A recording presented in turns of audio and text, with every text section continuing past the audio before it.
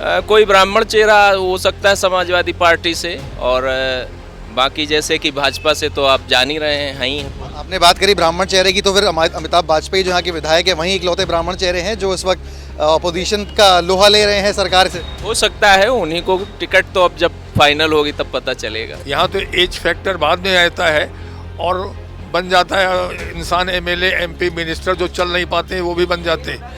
कि जब किसी भी देश के नेता लोग युवा पीढ़ी को धकेल कर या उनको ढकेल कर आगे बढ़ते हैं तो युवा कब बढ़ेगा आगे? वो क्यों बेरोजगार बैठे? पचौरी जी या कोई मैं नाम किसी का, सभी परिचित है मेरे। तो क्षेत्रीय दलों के जब तक उनमें एकता नहीं होती, वो अपने ईगो की कि मैं बहुत बड़ा नेता हूँ, चाहे वो नितिन हो या कोई और हो। 9 स्टेट्स ऐसे बैठे हुए हैं जहाँ पे अलग अलग चीफ मिनिस्टर बैठ, अगर ये एक हो जाएंगे तो अपोजिशन स्ट्रांग होगा। और ये अफसोस है कि हिंदुस्तान में इस वक्त अपोजिशन बहुत कमज़ोर है। अपने ईगो को लेकर के, अपनी सत्ता को लेकर, अपनी कुर्सी को लेकर तो वो सोच रहा है, लेकिन देश के लिए वो नहीं सोच रहा है। कहते हैं किसी शहर का अगर चुनावी माहौल जानना हो, राजनीतिक तापमान नापना हो, तो चाय की दुकान पर चले जाइए और वहाँ जो बातें हो रही होंगी वही शहर का माहौल होगा। नमस्कार, मैं हूं सिमर चावला और स्वागत है आपका लोकसभा में। आज हम पहुंच गए कानपुर की मशहूर बनारसी की चाय की दुकान पर, जहां सर्दी हो या गर्मी, सुबह हो या शाम, और वही माहौल होता है, वही भीड़ होती है जो आप इस वक्त यहां पे देख पा रहे हैं। यहाँ हम आए हैं आज, चाय भी पी रहे हैं इनकी, और ये जानने की कोशिश भी कर रहे हैं कि कानपुर में चुनाव का क्या माहौल है, यहाँ की जो जनता है 2024 के लिए किसको पसंद करती है। यहाँ कुछ लोग बैठे हुए हैं, यहाँ पे चर्चा कर ही रहे थे जब हम यहाँ पे आए। भाई साहब, क्या नाम है आपका? सुनील सिंह नाम है मेरा। सुनील जी, ये बताइए कि यहाँ पे चाय पीने आए हैं आप लोग, चाय पी के बैठ भी चुके हैं, चर्चा भी आप लोग करते हैं, राजनीतिक होती है, क्या माहौल लग रहा है शहर का? कौन है 2024 में, कौन बाजी मारेगा? जो मौजूदा पार्टी है उसका तो चल ही रहा है, लेकिन विपक्ष भी यहाँ पर पूरी तरीके से मजबूती से बढ़ रहा है आगे। विपक्ष में कौन? समाजवादी पार्टी या कांग्रेस पार्टी? पार्टी है समाजवादी पार्टी। विपक्ष हो सकता है अब की बार विपक्ष को भी मौका मिले कानपुर नगर से, तो इसलिए वो मजबूती से आगे बढ़ रहे हैं। पहले तो कांग्रेस पार्टी यहाँ पे प्रमुख विपक्ष थी, लेकिन आप समाजवादी पार्टी का नाम ले रहे हैं। कौन है कैंडिडेट जो आपको लगता है कि यहाँ प्रबल दावेदार है 2024 में, या हो सकता है? कोई ब्राह्मण चेहरा हो सकता है समाजवादी पार्टी से, और बाकी जैसे कि भाजपा से तो आप जान ही रहे हैं ही हैं। आपने बात करी ब्राह्मण चेहरे की, तो फिर अमिताभ वाजपेयी जो यहाँ के विधायक है वहीं इकलौते ब्राह्मण चेहरे हैं जो इस वक्त अपोजिशन का लोहा ले रहे हैं सरकार से। हो सकता है उन्हीं को टिकट, तो अब जब फाइनल होगी तब पता चलेगा। चलिए ठीक है। क्या नाम है भाई आपका? मेरा नाम मिथुन शर्मा है। ये बताइए कि आप भी यहाँ के निवासी हैं, इधर आते हैं, चाय वाय पीते हैं, चर्चा भी होती है, क्या लगता है भाजपा सरकार ने जो काम करा है या जो काम पिछले कुछ सालों में हुआ है डेवलपमेंट का, उससे संतुष्ट हैं? लगता है कि मौका देगी बीजेपी को आने वाली जनता टाइम? मैं पुनः एक बार फिर से बीजेपी को मौका दूंगा। इनके कामों से जनता बिल्कुल संतुष्ट है और ऐसा ही करने से जनता बिल्कुल संतुष्ट हो चुकी है। एक बार पुनः फिर से, और उससे बड़ी जीत होगी।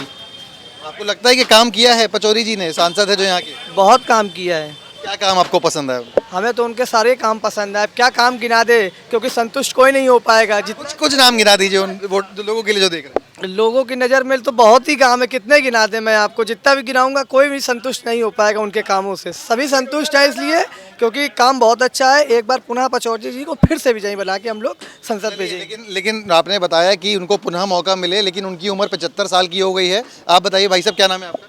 वीएन सिंह। वीएन जी, ये बताइए कि इन्होंने बताया कि पचौरी जी उनको दोबारा मौका मिलेगा। एक उम्र एक फैक्टर है, भाजपा में 75 साल के ऊपर को कब मौका मिलता है? आपको लगता है दोबारा सरकार उनको मौका देगी, बीजेपी उनको मौका देगी? देखिए, ये वक्त की बात है कि कैंडिडेट का उन्हें उचित मिलता है या नहीं मिलता है। सवाल एज का नहीं है। यहाँ तो एज फैक्टर बाद में आता है और बन जाता है इंसान। एमएलए, एमपी, मिनिस्टर जो चल नहीं पाते हैं वो भी बन जाते हैं। एज तो नतीजा इसका ये है कि एक युवा पीढ़ी को आप ढकेल करके आगे बढ़ रहे हैं। मेरा अपना व्यक्तिगत रूप से विचार है कि जब किसी भी देश के नेता लोग युवा पीढ़ी को धकेल कर या उनको ढकेल कर आगे बढ़ते हैं तो युवा कब बढ़ेगा आगे? वो क्यों बेरोजगार बैठे? पचौरी जी या कोई मैं नाम किसी का, सभी परिचित है मेरे। क्या किया है? अगर कानपुर शहर के नौजवानों में अभी भी तमाम सरकारी ऑफिसेस, कॉलेजेस 50% जगह खाली पड़ी हुई है, क्यों नहीं भरी गई? नाले साफ नहीं हुए, बदबू आ रही। गंगा के अंदर अरबों रुपए का हजम हो गया और गंगा वैसे ही दूषित और प्रदूषित रखी हुई है कि किस चीज़। आप एक क्षेत्र को साइड कर करके मत देखिए, इसको पूरे देश के कंटेस्ट में देखिए कि कानपुर आपके भारतवर्ष में कहीं एग्जिस्ट करता है, उसका विकास कहीं पे हो रहा है। अगर हो रहा है तो वो आम जनता तक पहुंच रहा है नहीं पहुंच, ये प्रश्न उठता है। ठीक है, आपने इंफ्रास्ट्रक्चर आपने बहुत अच्छा बनाया, रोडें बन रही हैं, आपका तमाम पुल बनते चले जाए, बहुत बाद में ये सब तो शुरू हुआ है। आगे इस डेवलपमेंट होगा निश्चित रूप से, लेकिन कब होगा हम तो देखते देखते आज़ादी के पहले पैदा हुए हैं और आज तक देखते देखते ये ना सोच पाए कि हमारे बच्चे जो है वो खुशहाल हों, उनके चेहरे पे चमक होनी चाहिए। वो मुरझाए हुए चेहरे कब तक रहेंगे, कब तक वो खिलेंगे, मेरा अपना कहना हैगा। बड़ी अच्छी बात करी आपने, एक्सपीरियंस आपका बोल रहा है। आपने बात करी नमामि गंगे की, गंगा सफाई की। प्रशासन तो क्लेम करता है कि हज़ारों करोड़ रुपए खर्चा करा और गंगा साफ भी है। आप लोगों को लगती है गंगा साफ यहाँ पे? नहीं, गंगा जैसी थी वैसी ही बनी हुई, कोई सफाई। आज सफाई हुई, 10 दिन के बाद फिर वैसे ही हो जाएगी। और अरबों रुपए कहाँ गए, उसकी कोई सूची है? तो इस देश में तो इस तंत्र को देखिए, वो तंत्र कौन सा है? लोग हटाइए, लोग तो बाद में जुड़ता, वो तंत्र कितना है? वो तंत्र क्या एकदम से भ्रष्ट हो गया? उस भ्रष्ट तंत्र को ठीक करने के लिए बहुत सख्ती की ज़रूरत है। तो कुल मिला के आपका वोट जाएगा बीजेपी को या अपोजिशन को चांस देना चाहेंगे? नहीं, मैं ये तो अभी नहीं कह सकता हूँ कि मैं कहाँ दूंगा कहाँ नहीं दूंगा।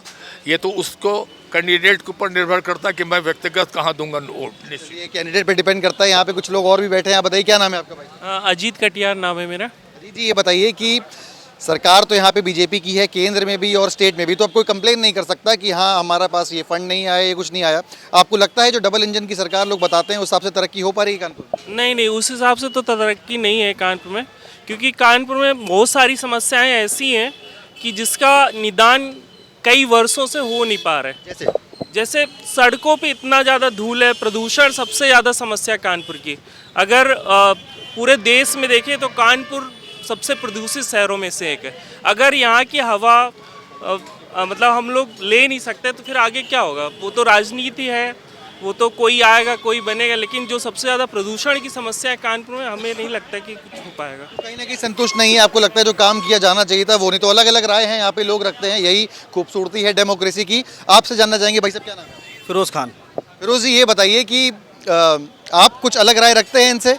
किसी ओपोजिशन के किसी आदमी को मौका देना चाहेंगे या फिर जो भाजपा की सरकार चल रही है वही तंत्र चल रहा है उससे संतुष्ट है?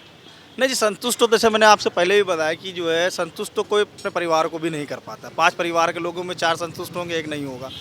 तो लेकिन हाँ, एक जो अभी आपने भाई साहब से बात पूछी, डबल इंजन की जो सरकार थी वो तो यहाँ पे अब यहाँ पे तो अब नहीं है, केंद्र में भी है, राज्य में भी है, तो एक्सक्यूज़ की तो बात ही नहीं है। जिस तरह हमसे अगर हमारी गलती होने पे चालान ले सकते हैं वो 1000, 12,000, 13,000, तो उनकी गलती होने पे जनता किससे चालान लेगी? आप रोड के लिए कुछ नहीं बोलते हैं, लेकिन आप गाड़ी के हेलमेट के लिए बोलते हैं। तो मतलब ये है कि जब हमारे पास एक्सक्यूज़ नहीं है तो कहीं ना कहीं सरकार के पास भी एक्सक्यूज़ नहीं है। और हम लोग पूरे साल में नहीं, 2 साल में नहीं, 3 साल में नहीं, आई थिंक मतलब 5 सालों के बाद ही मौका मिलता है एक बार। तो जाहिर सी बात है चुनाव में सोच समझ के ही अपना पक्ष रखेंगे। सोचा समझा है आपने कि अभी और इंतजार करेंगे? और सोचा समझा है। देखिए, पक्ष के साथ विपक्ष को भी मजबूत रखना ही चाहिए। कांग्रेस की बात करी जाए तो सबसे प्रमुख विपक्ष होता था, अब कई साल पावर में भी रहा है यहाँ पे। आपको लगता है कि वही अब उन दावेदार है कि कहीं ना कहीं समाजवादी पार्टी की एंट्री अब हुई है इस पूरे उसमें? समाजवादी पार्टी की एंट्री हुई जी। कौन, किसने एंट्री मारी है? क्यों लगता है आपको कि अब वो? अखिलेश जी ने खुद मेहनत की है और उनके जो है जो मतलब जितने भी मंत्री हैं और जितने भी पार्टी के लोग हैं सब ने ही लगभग मेहनत की। बीजेपी ने भी मेहनत की है, ऐसा नहीं है, मेहनत की है, लेकिन कहते नहीं कि विपक्ष को होना बहुत ज़रूरी है, तभी आपकी बात जो है सरकार तक जाएगी। तो कोई चेहरा आपको लगता है कि जिसको आगे आना चाहिए और 2024 में समाजवादी पार्टी की तरफ से उसको आगे बढ़ना चाहिए? समाजवादी की तरफ से देखिए, जहाँ पे हम लोग खड़े हैं इस टाइम तो अमिताभ वाजपेयी जी ठीक हैं, उनसे लगभग सभी लोग संतुष्ट हैं। संतुष्ट हैं? जो एक मुस्लिम समाज का भी उनको समाजवादी पार्टी को सपोर्ट रहा है, ब्राह्मण चेहरा है, तो कहीं ना कहीं अर्थमेटिक आपको लगता है उनके पक्ष में जा सकती है? हाँ बिल्कुल बिल्कुल, क्योंकि देखिए ऐसा है ना कि ब्राह्मण चेहरा है, जैसे आपने कहा मुस्लिम का, वो तो मुस्लिम का अगर होता तो मुस्लिम को देखता, वो चीज़ नहीं है, वो चीज़ नहीं होनी चाहिए। काम के ऊपर है। अमिताभ वाजपेयी जी ने काम कराया है तो लोग कर रहे हैं। अगर अमिताभ वाजपेयी जी नहीं कराएंगे, कोई और कराएगा तो कहीं ना कहीं मुस्लिम वोट हो या हिंदू वोट हो उधर जाएगा ही जाएगा। चलिए, बहुत बहुत धन्यवाद हमसे बात करने के लिए, हमारी राय रखने के लिए। आप कुछ कहना चाह रहे हैं? आप अपोजिशन को क्षेत्रीयता से क्यों जोड़ रहे हैं? पूरे केंद्र संसद से क्यों नहीं जोड़ते कि वहाँ पर जब कोई प्राइम मिनिस्टर मजबूत हो या अपोजिशन स्ट्रांग हो वहाँ पर पार्लियामेंट की बात, देश का नीति निर्धारण तो वहाँ से होता है। तो अपोजिशन अगर यहाँ पे स्ट्रांग हो गया एक स्टेट के अंदर, तो क्षेत्रीय दलों के जब तक उनमें एकता नहीं होती, वो अपने ईगो की कि मैं बहुत बड़ा नेता हूँ, चाहे वो नितिन हो या कोई और हो। 9 स्टेट्स ऐसे बैठे हुए हैं जहाँ पे अलग चीफ मिनिस्टर बैठ, अगर ये एक हो जाएंगे तो अपोजिशन स्ट्रांग होगा। और ये अफसोस है कि हिंदुस्तान में इस वक्त अपोजिशन बहुत कमज़ोर है, अपने ईगो को लेकर के, अपनी सत्ता को लेकर, अपनी कुर्सी को लेकर तो वो सोच रहा है, लेकिन देश के लिए वो नहीं सोच रहा है। ये हमारे लिए दुखद है, बुद्धिजीवियों के लिए दुख का विषय है। को इसको अलग ढंग से सोचें कि केवल क्षेत्र, मैं नहीं मानता कि यूपी में अपोजिशन स्ट्रांग होगा तो पूरा भारत का जो है कल्याण हो जाएगा, लेकिन अगर संसद में अपोजिशन स्ट्रांग होगा तो निश्चित रूप से कोई नई रूपरेखा विकास की बनेगी। चलिए, बहुत बहुत धन्यवाद हमसे बात करने के लिए। तो विपक्ष, एक स्ट्रांग विपक्ष की लोग यहाँ पे उम्मीद कर रहे हैं और कह रहे हैं डेमोक्रेसी में अगर विपक्ष स्ट्रांग नहीं हुआ तो उससे थोड़ी दिक्कत हो सकती है। बात करी जाए कानपुर के लोगों की तो थोड़ा संतुष्ट दिख रहे हैं बीजेपी के काम से, बट कुछ कमियां भी हैं और नए चेहरे को, खासकर समाजवादी पार्टी को, कांग्रेस को दरकिनार करके मौका देना चाहते हैं। वीडियो जर्नलिस्ट अमित के साथ सिमर चावला, कानपुर।